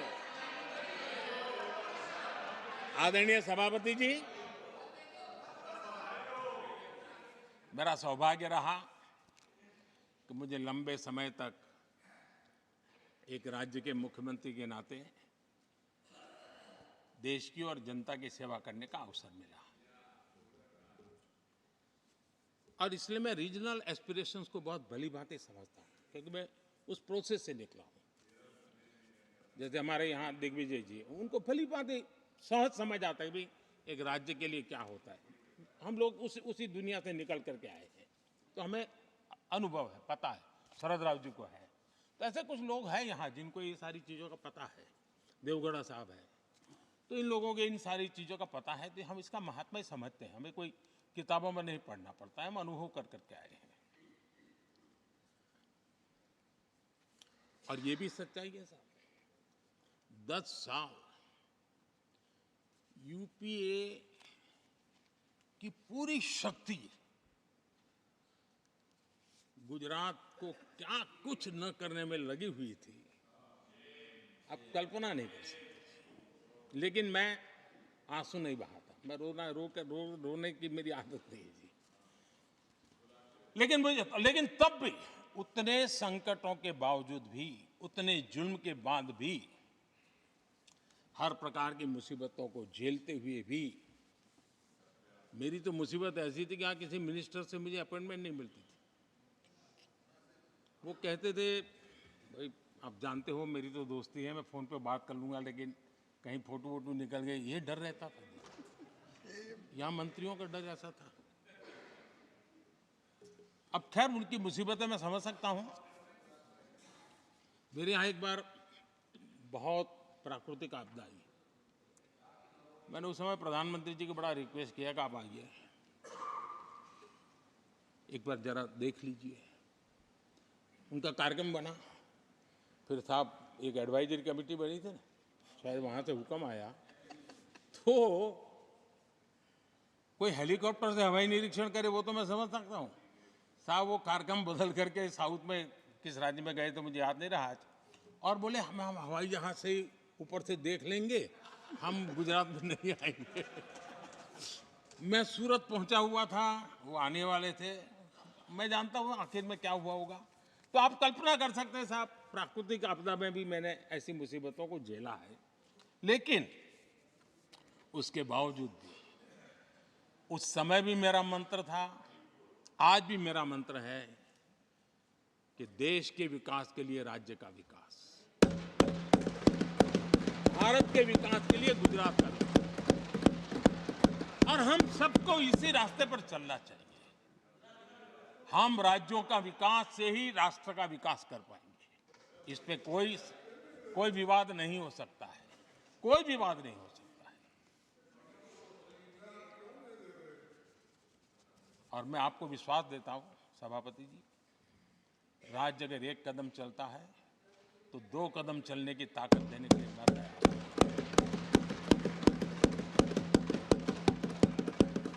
कोऑपरेटिव फेडरलिज्म क्या होता है, और मैंने तो हमेशा कहा कॉम्पिटिटिव कोऑपरेटिव फेडरलिज्म। आज देश को जरूरत है कॉम्पिटिटिव कोऑपरेटिव फेडरलिज्म। हमारे राज्यों के बीच में तंदुरुस्त स्पर्धा हो ताकि हम तेजी से देश में आगे बढ़े। एक सकारात्मक सोच के साथ हमको चलने की जरूरत है। और मैं ये राज्य में था तब भी इसी विचारों को लेकर के काम करता था, इसलिए चुपचाप सहता भी था। आदरणीय सभापति जी, कोविड एक उदाहरण है। इतना बड़ा संकट आया दुनिया का, ऐसे संकट के समय राज्य के मुख्यमंत्रियों के साथ 20 बैठकें की। उस कालखंड में एक एक बात का विचार विमर्श करके साथ लेकर के, और सभी राज्यों का सहयोग, एक टीम बन करके केंद्र और राज्य ने काम किया। दुनिया जिस मुसीबत को झेल नहीं पाई, हम सब ने मिल करके, किसी एक को क्रेडिट मैं कभी नहीं दूंगा, सब ने मिल करके इस देश को बचाने के लिए जो हो सकता है, राज्यों को भी उसकी क्रेडिट लेने का पूरा अधिकार है। इस सोच में हमने काम किया। आदरणीय सभापति जी, G20 का आयोजन हम दिल्ली में कर सकते थे। हम दिल्ली में इन बड़े बड़े नेताओं के बीच रह करके सब कुछ क्या नहीं कर, पहले हुआ ही है। हमने ऐसा नहीं किया। हमने G20 का पूरा यश राज्यों को, दिल्ली में एक मीटिंग की तो राज्य में 200, एक एक राज्य को एक्सपोजर मिले दुनिया में। ये गलती से नहीं हुआ, योजना के तरीके से हुआ है। मेरे लिए किसकी सरकार है इसके आधार पर मैं देश नहीं चलाता। हम सब मिलकर के देश आगे बढ़ाना चाहते हैं, इस भूमिका से काम किया है। आदरणीय सभापति, हमारे देश में विदेश के मेहमान आते थे तो मेरे आने के बाद आ रहे था, थोड़ा पहले भी आते थे। आज विदेशी मेहमान आते हैं तो मेरा आग्रह रहता है कि आपको एक दिन किसी राज्य में जाना चाहिए। मैं उनको लेते के जाता हूं राज्यों में, ताकि उनको पता चले कि मेरा देश यानी दिल्ली नहीं है, मेरा देश चेन्नई में भी है, मेरा देश बेंगलुरु में भी है, मेरा देश हैदराबाद में भी है, मेरा देश पुरी में भी है, भुवनेश्वर में भी है, मेरा देश कलकत्ता में भी है, मेरा देश गुवाहाटी में भी है। पूरे दुनिया को मेरे देश के हर कोने का एक्सपोजर मिले, इसके लिए हम कोशिश करते हैं। वहां की सरकार का सहयोग असहयोग इसके तराजू पर नहीं तोलते। एक ईमानदारी से इस देश के भविष्य के लिए पूरे विश्व मेरे भारत को जाने, इसके लिए हम इस प्रयास करते हैं। और मैं अभी भी 26 जनवरी को इतना बड़ा काम रहता है, सबको मालूम है। उसके बाद भी मैं 25 तारीख को फ्रांस के राष्ट्रपति को राजस्थान की गलियों में घुमा रहा था। मैं दुनिया को पता चले कि मेरा राजस्थान ऐसा है।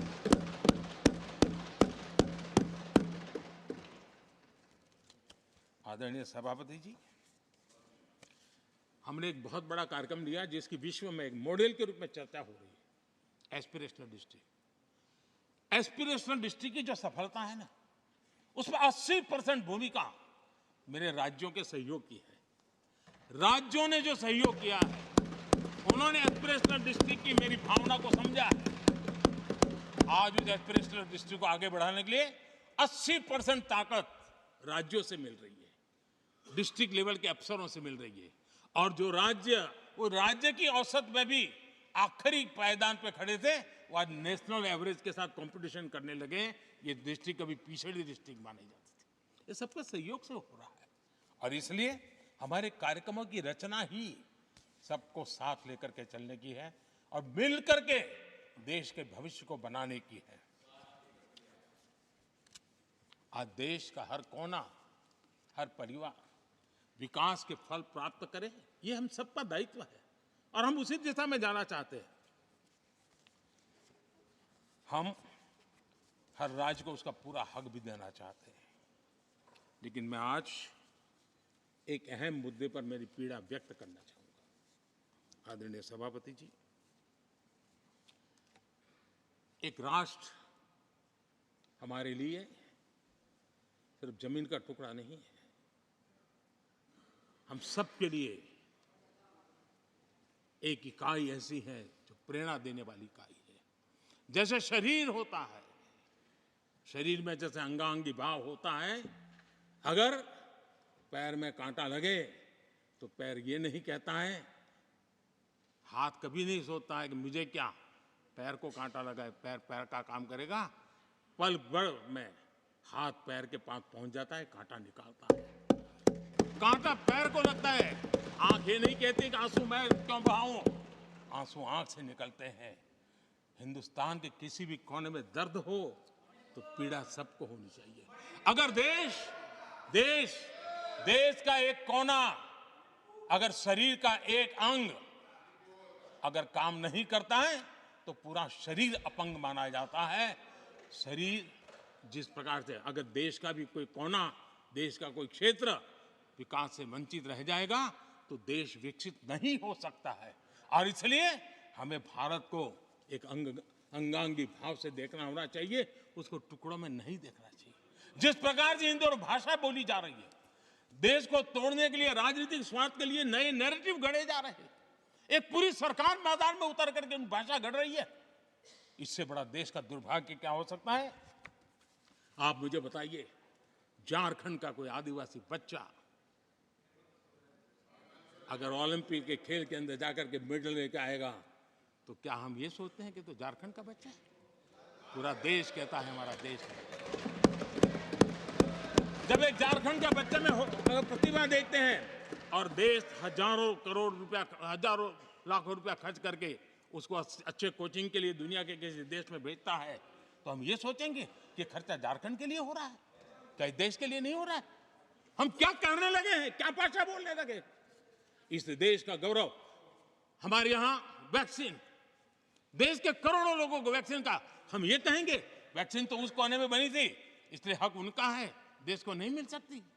कैसा सोच सकते हैं? क्या वैक्सीन उस शहर में बनी थी इसलिए देश के और भागों को इसका लाभ नहीं मिलेगा?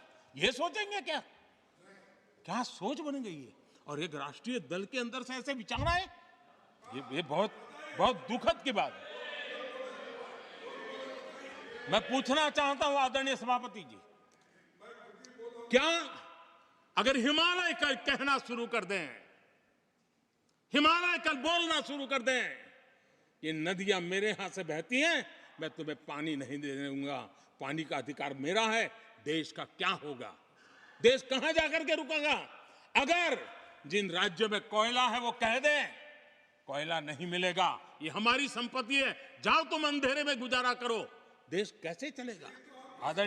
आदरणीय सभापति जी, ऑक्सीजन, कोविड के समय हमारे यहां ऑक्सीजन की संभावनाएं, पूर्वी कार्य में जो उद्योग है उसके साथ देश के पूरे देश को ऑक्सीजन की जरूरत थी। अगर उस समय पूरब के लोग कह करके बैठ जाते ऑक्सीजन को हम नहीं दे सकते, हमारे लोगों की जरूरत है, देश को कुछ नहीं मिलेगा, क्या होता देश का? उन्होंने संकट झेल करके भी देश को ऑक्सीजन पहुंचाया। देश के अंदर ये भाव तोड़ने का क्या प्रयास हो रहा है? क्या इस प्रकार से देश को हमारा टैक्स, हमारे मनी किस भाषा में बोला जा रहा है?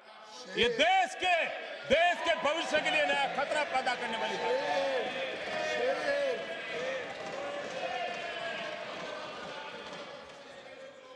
देश को तोड़ने के लिए नए नए नैरेटिव खोजना बंद कर दीजिए। देश को आगे बढ़ना है, देश को एक साथ लेकर के चलने का प्रयास कीजिए। आदरणीय सभापति जी, पिछले 10 वर्ष नीति और निर्माण के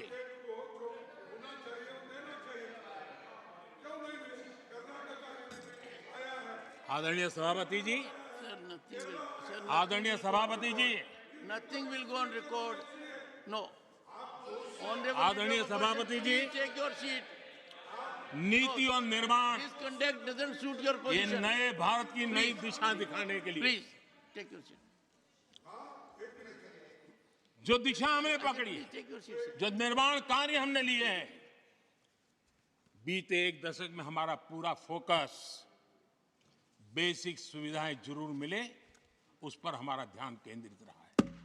आदरणीय सभापति जी, हर परिवार का जीवन स्तर ऊपर उठे, उसके जीवन में ईज ऑफ लिविंग बढ़े। अब समय की मांग है उसकी क्वालिटी ऑफ लाइफ में हम कैसे सुधार लाए। हम आने वाले दिनों में हमारी पूरी शक्ति, पूरा सामर्थ्य ईज ऑफ लिविंग से एक कदम आगे बढ़ करके क्वालिटी ऑफ लाइफ की तरफ हम बढ़ाना चाहते हैं। हम उसके लिए जाएंगे। आदरणीय सभापति जी, आने वाले 5 वर्ष न्यू मिडिल क्लास जो गरीबी से निकल करके बाहर आए हैं, ऐसे न्यू मिडिल क्लास को नई ऊंचाई और सशक्त बनाने के लिए हम अनेकविध कार्य को पहुंचाने के लिए पूरा प्रयास करने वाले हैं। और इसलिए हमने सामाजिक न्याय का जो मोदी कवच दिया है ना, उस मोदी कवच को और मजबूत बनाने और ताकत देने वाले हैं। आदरणीय सभापति जी, आजकल जब हम कहते हैं कि 25 करोड़ लोग गरीबी से बाहर आए, तो ऐसा कुतर्क दिया जाता है कि 25 करोड़ बाहर आए तो फिर 80 करोड़ को खाना अनाज क्यों देते हो। आदरणीय सभापति जी, हम जानते हैं कोई बीमार व्यक्ति हॉस्पिटल से बाहर आ जाए ना, तो भी डॉक्टर कहता है कुछ दिन इसको ऐसे ऐसे संभालिए, खाने में परहेजी रखिए, ढिकना करिए, फलाना करिए, ये कहना क्यों, कहीं दोबारा वहाँ मुसीबत में ना आ जाए। जो गरीबी से बाहर निकला है ना, उसको ज़्यादा संभालना चाहिए ताकि कोई ऐसा संकट आ करके फिर से गरीबी की तरफ लपक न जाए। और इसलिए उसको मजबूती देने का समय देना चाहिए। ये समय हमने गरीब को मजबूत, ताकि वो फिर से वो न्यू मिडिल क्लास फिर से वापस उस गर्त में डूब न जाए। हम 5 लाख रुपए आयुष्मान का देते हैं ना, उसके पीछे एक इरादा है, परिवार में एक बीमारी आ जाए ना, मध्यम वर्ग का आदमी भी गरीब बनने से देर नहीं लगती है।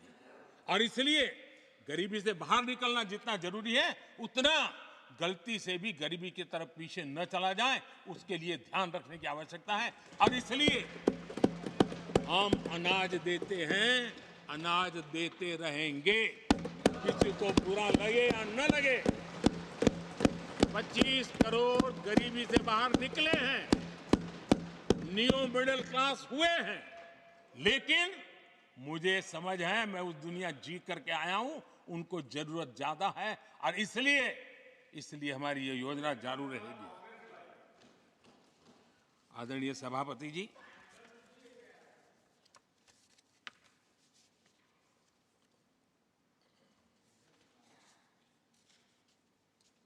देश जानता है आदरणीय सभापति जी, और इसीलिए मैंने गारंटी दी है। मेरी गारंटी है, गरीबों के 5 लाख रुपए तक की इलाज की सुविधा आगे भी मिलती रहेगी। मेरी गारंटी है, मोदी की गारंटी है। 80% डिस्काउंट से जो दवाइयां मिल रही है, जिसका लाभ मध्यम वर्ग गरीब को मिल रहा है, वो मिलता रहेगा। आदरणीय सभापति जी, मोदी की गारंटी है कि किसानों को जो सम्मान निधि मिल रही है, वो सम्मान निधि चालू रहेगी, ताकि विकास की यात्रा में वो ताकत के साथ जुड़ जाए।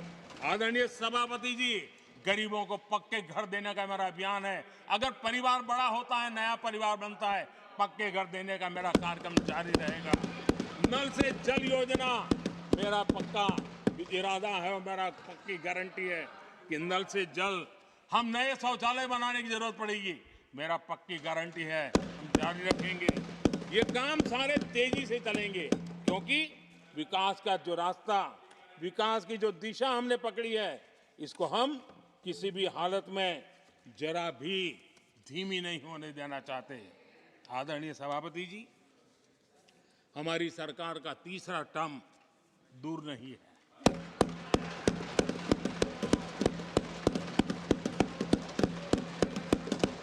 कुछ लोग इसे मोदी 3.0 कहते हैं।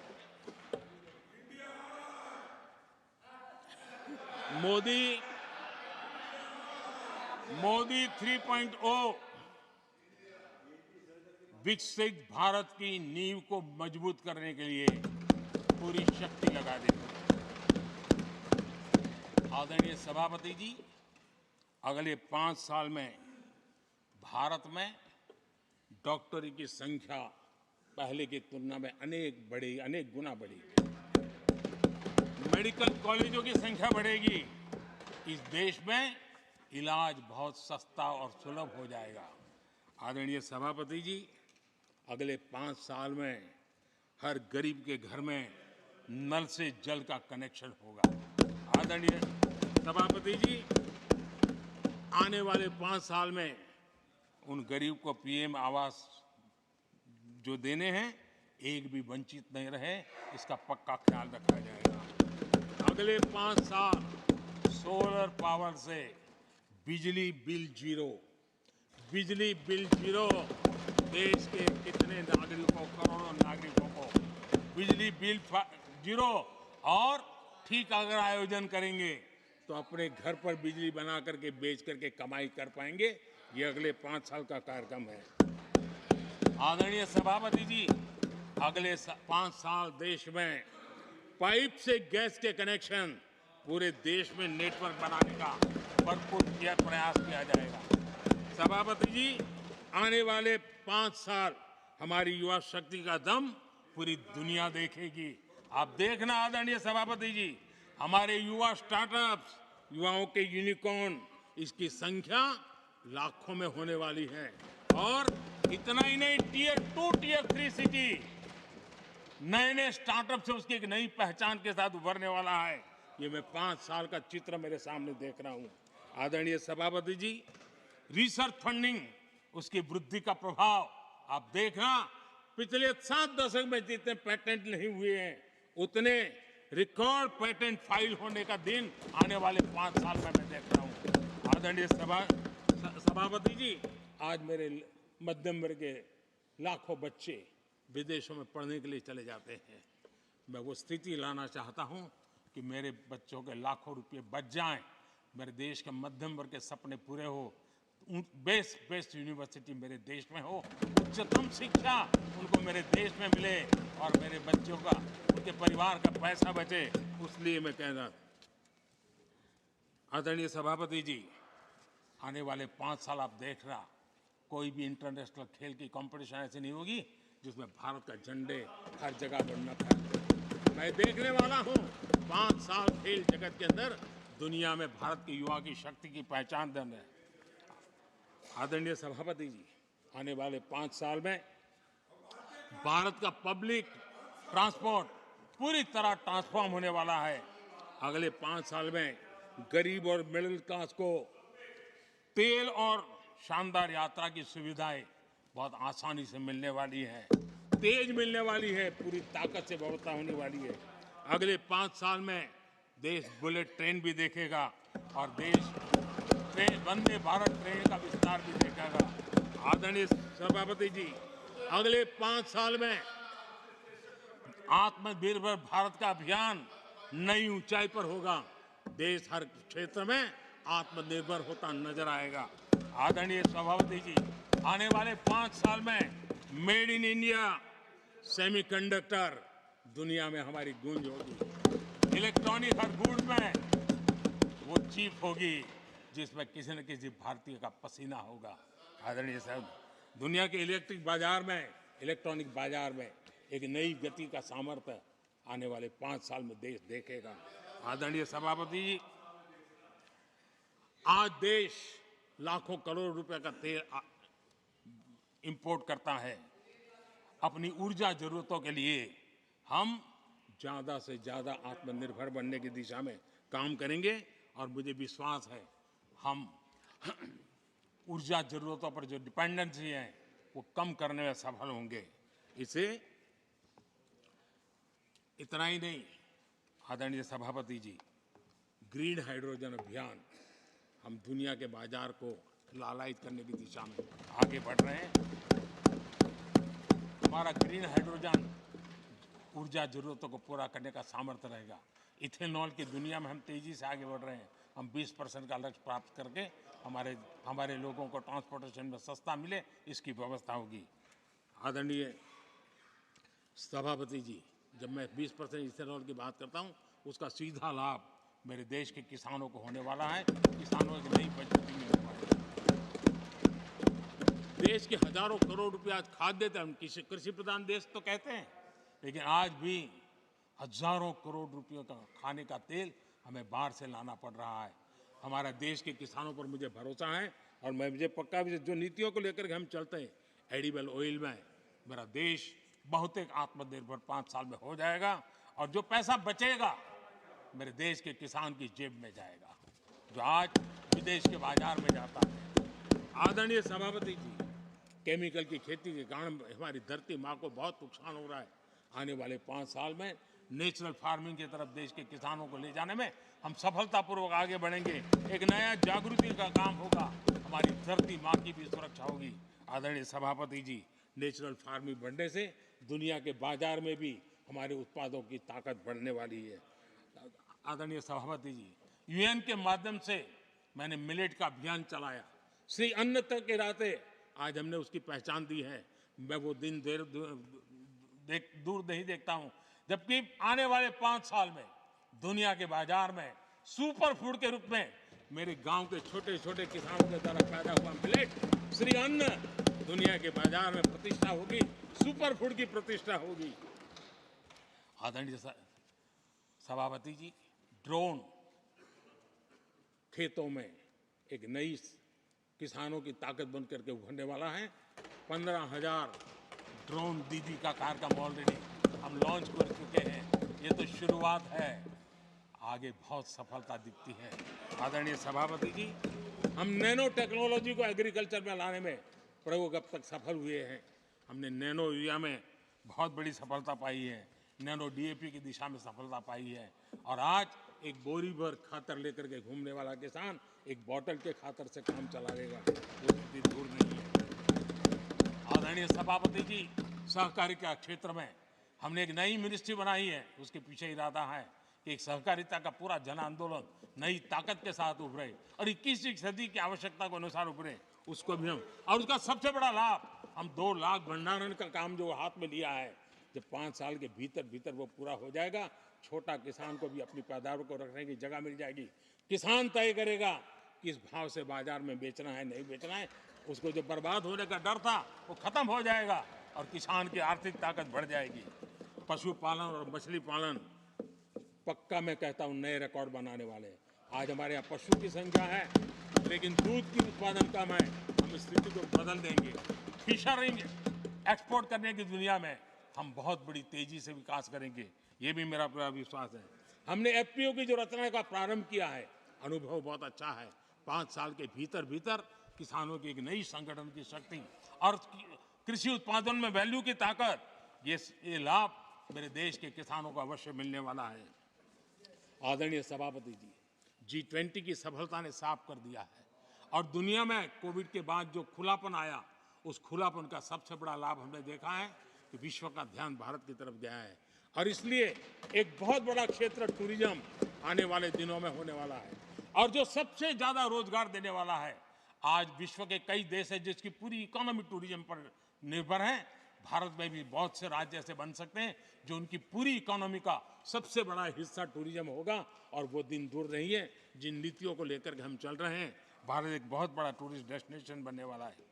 आदरणीय सभापति जी, जिसका हिसाब किताब पहले बहुत कम हुआ करता था, जिसकी बातें सुन करके हमारी मजाक उड़ाई जाती थी, जब मैं डिजिटल इंडिया की चर्चा करता था, जब मैं फिनटेक की चर्चा करता था, तब मैं जरा आउट ऑफ बॉक्स के बातें कर रहा हूँ ऐसा लोगों को लगता था। आउटडेटेड सोच वालों के लिए सामर्थ्य का अभाव था, लेकिन मैं पूरा विश्वास से कहता हूँ आदरणीय सभापति जी, आने वाले 5 वर्ष डिजिटल इकोनॉमी की दुनिया में भारत का डंका बजने वाला है। भारत एक नई शक्ति है और डिजिटल व्यवस्थाएं भारत के सामर्थ्य को बढ़ाने वाली है। विश्व मानता है कि एआई का सबसे ज्यादा उपयोग कोई करने का सामर्थ्य किसी देश में होगा तो हिंदुस्तान में होगा। लेटेस्ट से लेटेस्ट टेक्नोलॉजी का उपयोग मेरा देश करेगा। आदरणीय सभापति जी, स्पेस की दुनिया में भारत का नाम रोशन हो रहा है। हमारे वैज्ञानिकों का पराक्रम नजर आने वाला, और आने वाले 5 साल का जो कार्यक्रम है ना, मैं आज उसको शब्दों में बयान नहीं करना चाहता हूं, लेकिन विश्व को अचंभित करने की दिशा में हमारे वैज्ञानिक स्पेस की दुनिया में भारत को ले जाएंगे, ये मेरा पक्का विश्वास है। आदरणीय सभापति, ग्रासरूट लेवल की इकोनॉमी में बहुत बड़ा बदलाव, 10 करोड़ स्वयं सहायता जूथों में हमारी माताएं बहनें जुड़ी हो, और 3 करोड़ हमारी लखपति दीदी, ये अपने आप में हमारे बेटियों के उत्कर्ष की गाथा लिखते हैं। आदरणीय सभापति जी, ऐसे अनेक विविध क्षेत्र हैं जिस क्षेत्र में मैं साफ देख रहा हूं आने वाले 5 साल भारत, कभी हम सुना करते थे स्वर्णिम युग था, मुझे वो दिन दूर नहीं दिखते जब 5 साल में वो मजबूत नींव आएगी और 2047 तक पहुंचते पहुंचते ये देश उस स्वर्णिम युग को फिर से जीने लगेगा। इस विश्वास के साथ आदरणीय सभापति जी, विकसित भारत ये शब्दों का खेल नहीं है, ये हमारा कमिटमेंट है, और इसके लिए हम समर्पित भाव से, हमारी हर सांस उस काम के लिए है, हमारी हर पल उस काम के लिए है, हमारी हर सोच उस काम के लिए समर्पित है। उसी एक भावना के साथ हम चले हैं, चल रहे हैं, चलते रहेंगे, और देश आगे बढ़ता रहेगा, ये मैं आपको विश्वास देता हूं। आने वाली सदियां इस स्वर्ण काल का इतिहास में अंकित करेगी, ये विश्वास मेरे मन में इसलिए है, देश की जनता का मिजाज मैं भली भांति समझ पाता हूं। देश बदलाव के 10 साल के अनुभव को देखा है, एक क्षेत्र में जो बदलाव देखा है वो तेज गति से बदलाव, जीवन के हर क्षेत्र में नई ऊंचाइयां, नई ताकत प्राप्त होने वाली है, और हर संकल्प को सिद्धि तक पहुंचाना ये हमारी कार्यशैली का हिस्सा है। आदरणीय सभापति जी, मैं फिर एक बार इस सदन में आप सबने जो विचार रखे, उसके कारण देश के सामने सत्य रखने का मुझे जो अवसर मिला, और डंके की चोट पर सत्य रखने का अवसर मिला, और सदन की पवित्रता के बीच रखने का अवसर मिला है, संविधान की पूरी साक्ष्य रख करके ये विचार रखने का अवसर मिला है। मुझे विश्वास है कि देश जिनकी वारंटी खत्म हो गई है उनकी बातें सुन नहीं सकता है, जिसकी गारंटी की ताकत देखी है उसके विचारों के भी विश्वास करते हुए आगे बढ़ेगा। मैं फिर एक बार आदरणीय सभापति जी आपका हृदय से आभार व्यक्त करता हूं, और आदरणीय राष्ट्रपति जी को मेरी तरफ से उनके व्याख्यान के लिए आदरपूर्वक अभिनंदन और आभार व्यक्त करते हुए मैं मेरी वाणी को विराम देता हूं। बहुत बहुत धन्यवाद।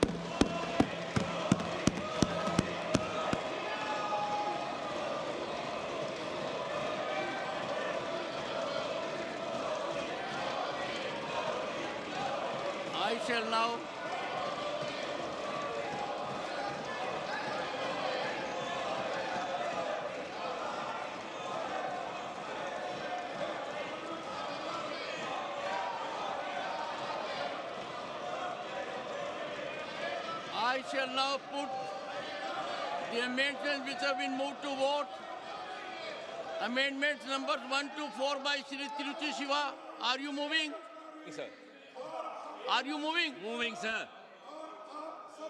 As is amendments, I shall now put the amendments to vote. Those in favor, please say aye. Those against will please say no. I think noes have it, the noes have it, the noes have it. Amendment numbers 1 to 4 are negative. Amendment numbers 5 to 7 and numbers 18 to 23 by Shri M. Shanmugam. Shri M. Shanmugam. Moving, sir. You are moving. Moving. I shall now put the amendments to vote. Those in favor will please say aye. Those against will please say no. I think the noes have it. The noes have it. The noes have it. Amendment numbers 5 to 7 and numbers 18 to 23 are negative. Amendment numbers 14 to 17 by Shri Ilamaram Karim. Are you withdrawing? Moving. I shall now put the amendments to vote. Those in favor will please say aye. Those against will please say no. I think noes have it. The noes have it, the noes have it. Amendment numbers 14 to 17 are negatived. Amendment numbers 25 to 34 by Dr. Ashok Kumar Mittal. Are you moving? I withdraw. Amendments are withdrawn. Amendment numbers 40 to 46 by Srimati J.B. Mather, Isam, not present. Amendment numbers 55 to 63 by Shri Santosh Kumar P. You are moving? Yes, I'm Sure about it? sure. Very much sure. I shall now put the amendments to vote. Those in favor will please say aye. Those against will please say no. I think noes have it. Noes have it. Noes have it. Amendment numbers 55 to 63 are negatived. Amendment number 64 to 70 by Dr. John Brittas. Are you moving? Are you moving? Yes or no? Indeed, I am moving, Okay. sir, to protect the federal I system. shall now, nothing else will go on record, you are moving, that's all. I shall now put the amendments to vote. Those in favor will please say aye. Those against will please say no. I think the noes have it, the noes have it, the noes have it. Amendment numbers 64 to 70 are negatived. Amendment numbers 71 to 77 by Dr. Kani Moji NVN Somu, not present. Amendment number 78 to 84 by Shri R. Girirajan, not present. Amendment numbers 85 to 92 by Shri Shakti Singh Gohil, not present. Amendment numbers 93 and 94 by Shri M. Muhammad Abdullah, not present. Amendment number 95 to 101 by Shri A.D. Singh. Moving. I withdraw. Amendments are withdrawn. Amendment number 102 by Shri Digvijay Singh. I can't find, not present. Amendment not present. I shall now, honorable members, put the motion to vote. The question is that an address be presented to the President in the following terms. The members of the Rajya Sabha assembled in this session are deeply grateful to the President for the address which he has been pleased to deliver to both houses of Parliament assembled together on January 31, 2024. Those in favor will please say aye. Those against will please say no. I think the ayes have it, the ayes have it, the ayes have it. The motion is adopted.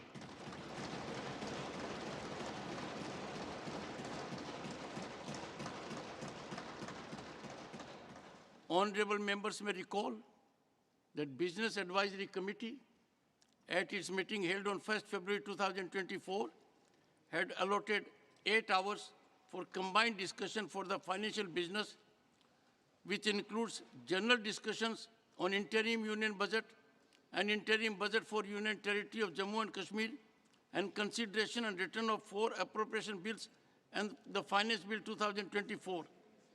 In today's list of business, only the general discussion on the interim budget are listed, as the bills are yet to be transmitted from the other house. In view of the combined time allotment by the BSE, I suggest the House may devote 4 hours for general discussions listed